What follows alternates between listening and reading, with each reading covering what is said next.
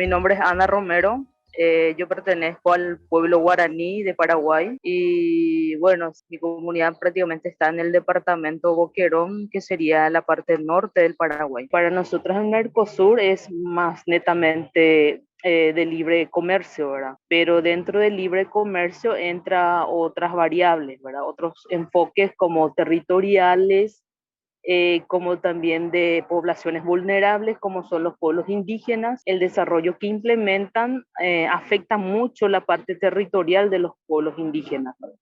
Y no solamente los pueblos indígenas, sino también el sector campesino, ¿verdad? Entonces somos una minoría que al fin y al cabo somos los más afectados por estos temas, ¿verdad? Sería fundamental que por estas situaciones, tanto políticas, económicas y sociales, debería de haber una representación de participantes en el Mercosur, ¿verdad? Justamente me encuentro acá en un sitio, vine a dar el apoyo a uno de nuestros compañeros abatidos ayer por un enfrentamiento criminal en una comunidad indígena donde falleció dos hermanos indígenas. Un líder religioso fue asesinado y un joven. Hablar de los pueblos indígenas, de las minorías en Paraguay, de un contexto muy amplio, porque al fin y al cabo no sabes cuál es la lucha, no sabes a quién recurrir, a quién enfrentar, a quién pedir ayuda.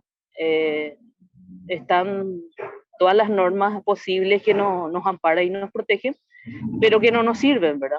Y hoy por hoy ya nuestra vida depende de nosotros mismos, ¿verdad? De cómo defendernos nosotros, ¿verdad? Por más que pongamos una estrategia como sentarnos los tres poderes del Estado con las minorías, no es muy factible y no tenemos garantía, ¿verdad? Sería lo más valioso posible, es que también nuestras voces estén presentes en los acuerdos tanto de la Unión Europea como en el Mercosur, ¿verdad? Porque justamente sus políticas y sus visiones nos están afectando de manera violenta. Tiene que haber un diálogo, acuerdo y consenso y garantías necesarias para nosotros. Una de nuestras características como pueblos indígenas es justamente el diálogo y el consenso y ponernos a sentar, a hablar, primeramente a garantizar que las leyes están, las normativas están. Está también muchas recomendaciones que hemos hecho y bueno, prácticamente es ya cuestión de voluntad política del Estado y de la comunidad internacional, ¿verdad?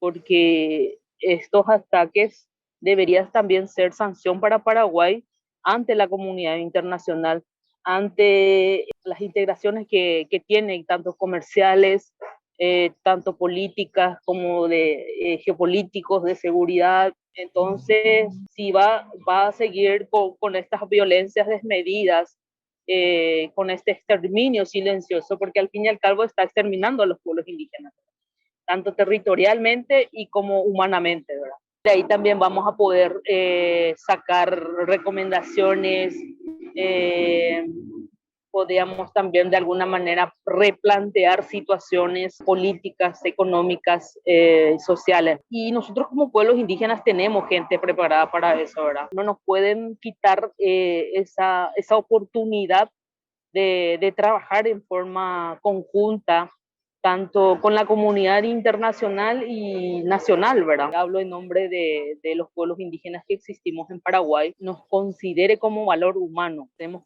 conocimiento más allá de lo que han venido trayendo durante la conquista, ¿verdad? Nosotros milenariamente hemos aportado muchísimo a lo que es la humanidad. Somos como un recurso vivo que puede aportar muchísimo a estados que están perdiendo el sentido de lo que es el valor humano, el valor de la naturaleza, de los ecosistemas. Seguiremos resistencia y lo único que pedimos es justamente oportunidades, acompañamiento y por sobre todo el diálogo consensuado, ¿verdad? Somos uno solo, ¿verdad? Uno en nuestro territorio, en nuestros estados. Nadie es superior a nadie, entonces todos somos iguales ante el mundo, ¿verdad?